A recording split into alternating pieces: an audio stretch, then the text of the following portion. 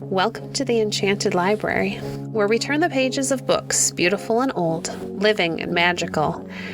It's time to curl up, get cozy, and join us on an adventure.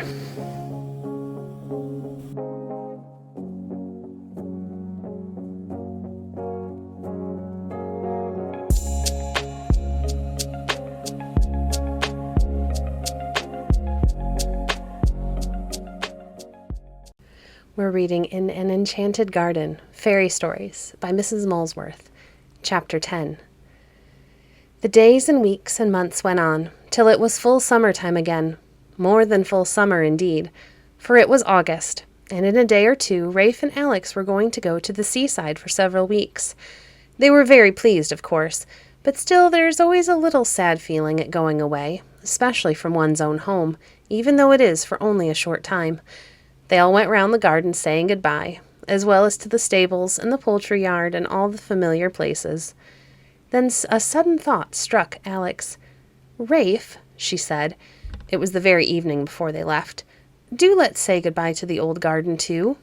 And perhaps if we stood close to the corner of the wall and called through very loud, perhaps Mrs. Caretaker would hear us.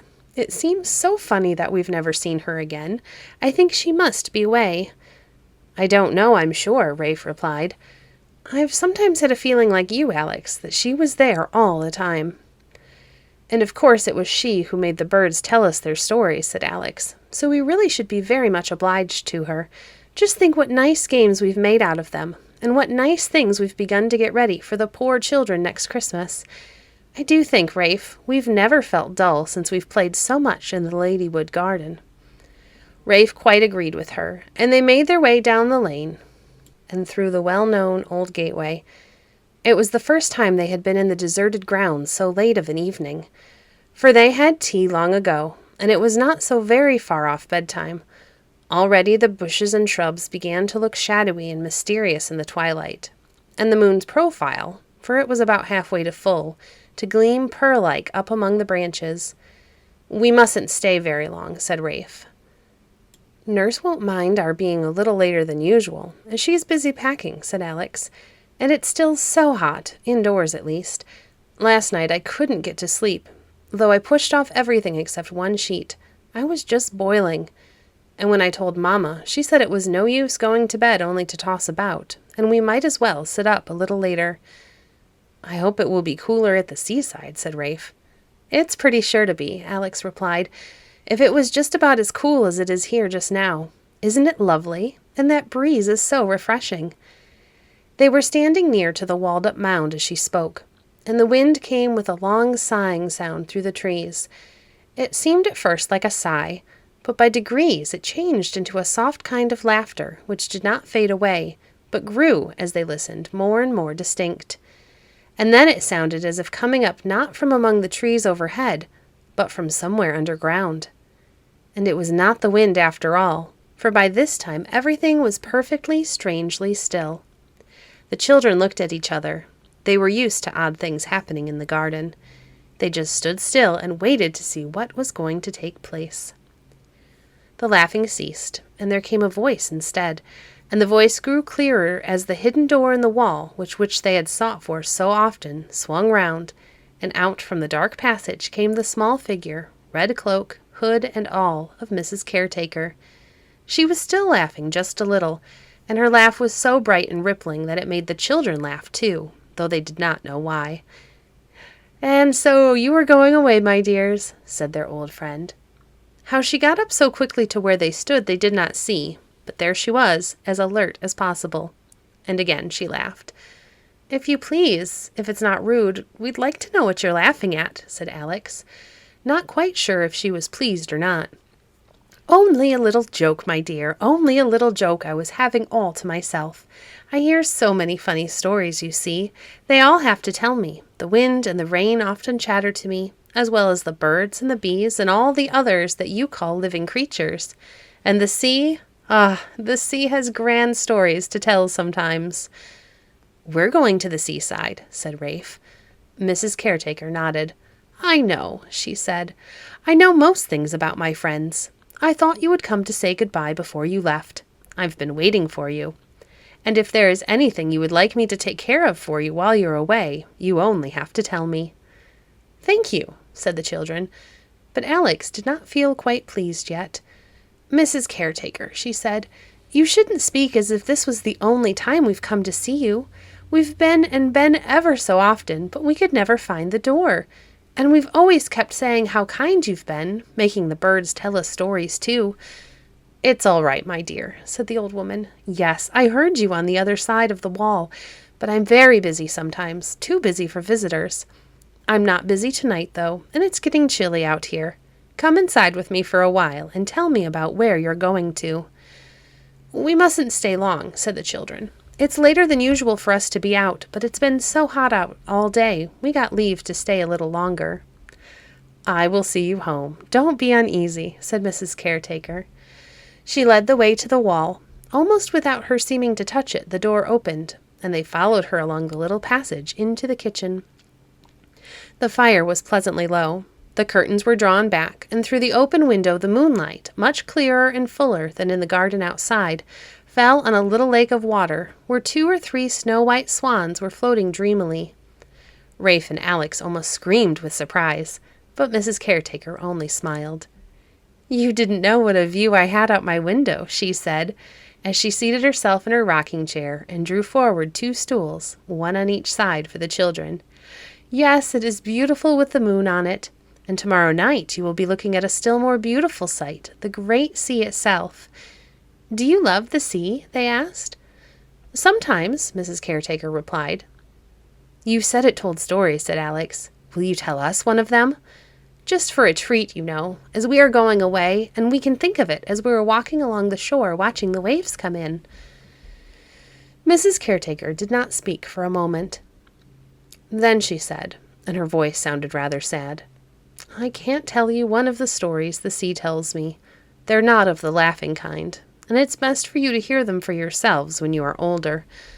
But I will tell you a little story, if you like, of some of the folk that live in the sea. Did you ever hear tell of mermaids?"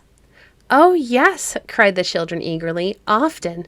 There are wonderful stories about them in some of our fairy books, and where we are at the seaside, we do wish we could see them." Mrs. Caretaker smiled. "I can't promise you ever will," she said, "but you shall have my story. Yes, sit closer, both of you, and rest your heads on my knees."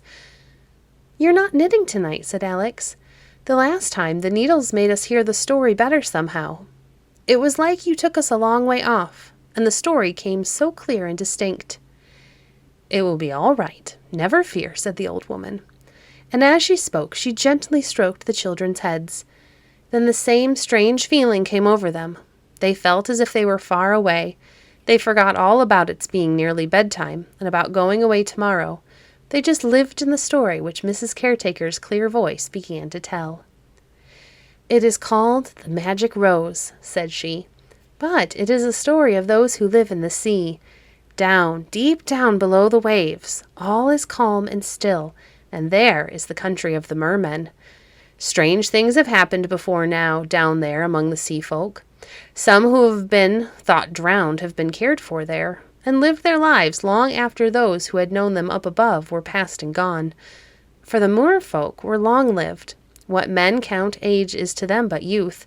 Their days follow each other in a calm that human beings could scarcely imagine.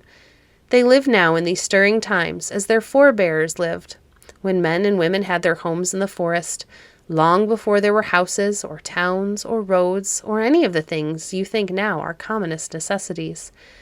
But the sea folk have their troubles too sometimes, and my story has to do with trouble. The queen, the beautiful queen of the sea country, was ill, and the king was in despair. Now I must tell you that the queen was not quite one of the sea race. At least it was believed. Her grandmother, or great-grandmother maybe, was a maiden of the land, who had fallen into the sea as a little baby, and had been brought back to life and cared for by the merfolk. And when she grew up, a great lord among them loved for her beauty and made her his bride. She had no memory of her native land, of course, but still there were strange things about her and her children, and their children again, which told whence they had come. And now that the young queen was so ill, one of these old feelings had awakened. "I shall die," she said. "I shall surely die unless I can smell the scent of a rose, a deep red rose, such as the land maidens love. It has come to me in my dreams. Though I have never seen one, I know what it must be like, and I feel that life would return, life and strength that are fast fading away, if I could breathe its exquisite fragrance and bury my face among its soft petals." They were amazed to hear her speak thus. The great court physicians at first said she was wandering in her mind, and no attention should be paid to her. But she kept on ever the same entreaty, and the king, who loved her devotedly, at last could bear it no longer. "It all comes of her ancestor being so foolish as to wed a human bride," said one of the doctors, feeling in a very bad temper, as they all were. The sea doctors are not very wise, I fear, because they have so very little experience. It happens so rarely that any of the merfolk fall ill.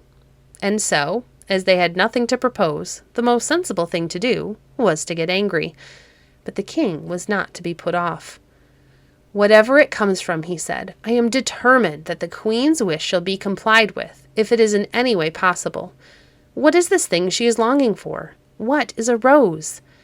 The doctors did not know, but seeing that the king was so much in earnest, they agreed they would try to find out. And after a great deal of consultation together, and looking up in their learned books, they did find out something. The queen, meanwhile, soothed by her husband's promise that all was being done to carry out her entreaty, grew a shade better. At least for some days she did not get any worse, which was always something. And on the 4th day the wise men asked for an audience of the king in order to tell him what they had discovered. The king awaited them eagerly. "Well," he said, "have you found out what the queen means by a rose? And if so, how is one to be procured?" Yes, they were able to describe pretty well what a rose was, for of course, down below, they're not without gardens and flowers, though of very different kinds than ours. But a great difficulty remained. Even if anyone was daring enough to swim up to the surface and venture on land in search of the flower, and even if it was procured, how could it be brought, alive and fragrant, to the queen? "Why not?" asked the king. For he had never been up to the surface of the sea.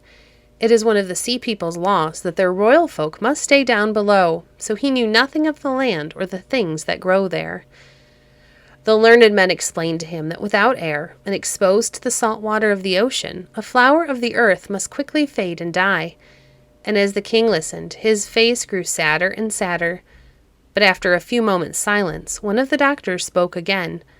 They were never in a hurry, you see, and they felt it added dignity to their words to dole them out sparingly. "It has occurred to us," he said, "that it might be well to consult the wise woman of the sea, the ancient mermaid who lives in the anemone cave.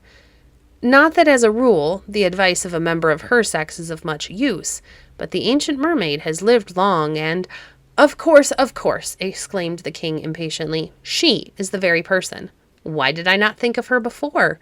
Why, the story goes that she nursed the queen's human ancestress when, as a baby, she came among us." "I wish she had stayed away," muttered the wisest of the wise men, though he spoke too low for the king to hear. Then the king ordered his chariot and his swiftest steeds, they were dolphins, to be got ready at once, and off he set. It was a rather long swim to the anemone cave. I wish I could give you any idea of the wonderful things that the king passed by on his way, the groves of coral and forests of great branching seaweeds of all shapes and colors, the strangely formed creatures whom he scarcely glanced at. For of course it was not wonderful to him, and today his mind was so full of his trouble that he would have found it difficult to notice or admire anything. The wise woman of the sea was at home. The king's heart beat faster than usual as he was ushered into her presence, not from cowardice, but because he was feeling so very anxious about his dearly loved wife. And king though he was, he made as low an obeisance before the ancient mermaid as if he had been one of the humblest of his own subjects. She was very strange to behold. Mermaids, as your stories tell you, are often very beautiful, and possibly this aged lady may have been so in her day, but now she was so very old that she looked like the mummy of a mermaid. Her hair was like a thin frosting of hoar on a winter morning. Her eyes were so deep down in her head that you could scarcely see them. The scales on her tail had lost all their glitter. Still, there was something very dignified about her, and she received the king as if quite prepared for his visit. She was not the least surprised. Very wise people, whether on land or in sea, never are, and she listened to the king's story as if she knew all about it. "Yes," she replied, in a thin, croaking voice like a frog, "you have done well to come to me. When the human baby, the great-grandmother of the queen, was confided to my charge, I studied her fate and that of her descendants. The sea serpent was an admirer of mine in those days, and he was very obliging. He noted the position of the stars when he went up above, and reported them to me. Between us, we found out some of the future. I read that a descendant of the stranger should be seized with mortal illness while still young, and that her life should only be saved by the breath of an earth flower, which they call a rose, but that great difficulties would attend the procuring it for her, and that some conditions attached to the matter, which I was unable to understand fully. All I know is this: the flower must be sought for by a beautiful and youthful mermaid, but the first efforts will not succeed. Now you have all I can tell you. Farewell, you have no time to lose." And not another word would the wise mermaid say. The king had to take leave. His dolphins conducted him home again still more quickly than they had brought him, for the words rang in his ears, "You have no time to lose." Yet he knew not what to do.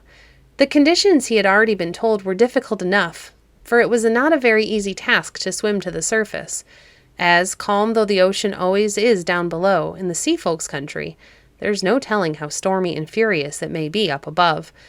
And for a young and beautiful mermaid to undertake such an adventure would call for great courage. It was quite against the usual customs of the sea people. From the old stories and legends, we hear about troops of lovely creatures seen floating on the water, combing their hair and singing strange melodies, were only true in the very long ago days. Now that mankind has spread and increased, so there are but a few solitary places in the world, few shores where only the seagull and the wild mew dwell, the daughters of the ocean stay in their own domain. Whence it comes that in these modern times, many people do not believe in their existence at all. The king went straight to the queen's bower, where she lay surrounded by her ladies. She was sleeping, and though so pale and thin, her face was very sweet and lovely, her golden hair sparkling on the soft cushions of sea moss on which she lay. Even as she was more beautiful than all of the mermaids around her. Yet some of them were very beautiful. The king's glance fell especially on two who were noted as the most charming among the queen's attendants. Their names were Isla and Arona. A sudden idea struck the king. "I will cause it to be announced that a great reward shall be given to any young and beautiful mermaid who will undertake the quest of the red rose, on which depends the queen's recovery," he thought, and the idea raised his hopes. And as he stooped over the sleeping queen, she smiled and whispered something as if she were dreaming. "The gift of love" were the only words he could distinguish, but he took the smile as a good omen. The next morning there was great excitement amongst the fair young mermaids, for it was announced that whoever among them should succeed in bringing, blooming and fragrant, a red rose to the suffering queen should be rewarded by the gift of a pearl necklace, which was considered one of the most precious of the crown jewels, and that furthermore, the fortunate mermaid should take the highest rank of all the sea ladies next to the queen herself. Isla and Arona were both beautiful and courageous, and before the day was many hours old, they had offered themselves for the task. The king was delighted, and as Isla was the elder of the two, it was decided that she must be the first to try. She received many compliments on her daring, and the king thanked her most warmly. She accepted all that was said to her, but to Arona, who was her chosen confidant, she owned that she would never have dreamt of making the attempt but for her intense wish to possess the necklace, which she had often admired on the young queen's fair skin. "I would do anything to win it," she said. "There is nothing in the world I admire so much as pearls. But if I gain it, Arona, I promise to lend it to you sometimes." "Many thanks," Arona replied, "but I do not care for jewels as you do. If I have the chance of seeking the rose, that is to say, if you fail, my motive will not be to gain the necklace, but to win the position of the highest rank next to the queen. That I should care far more for. Both mermaids, however, kept their ambitions secret from everyone else and calmly accepted the praises showered upon them. And the very next day, Isla started on her upward journey. Thank you for joining us today. If you enjoyed today's episode, please leave a review on your favorite podcast platform and share our podcast with a friend. Visit our website at www.enchantedlibrary.net to see our past books or to connect with us on Facebook. If you'd like to support the work we do, you can visit our Patreon page at patreon.com/enchantedlibrary. We appreciate your support. Until next time, friends, happy reading.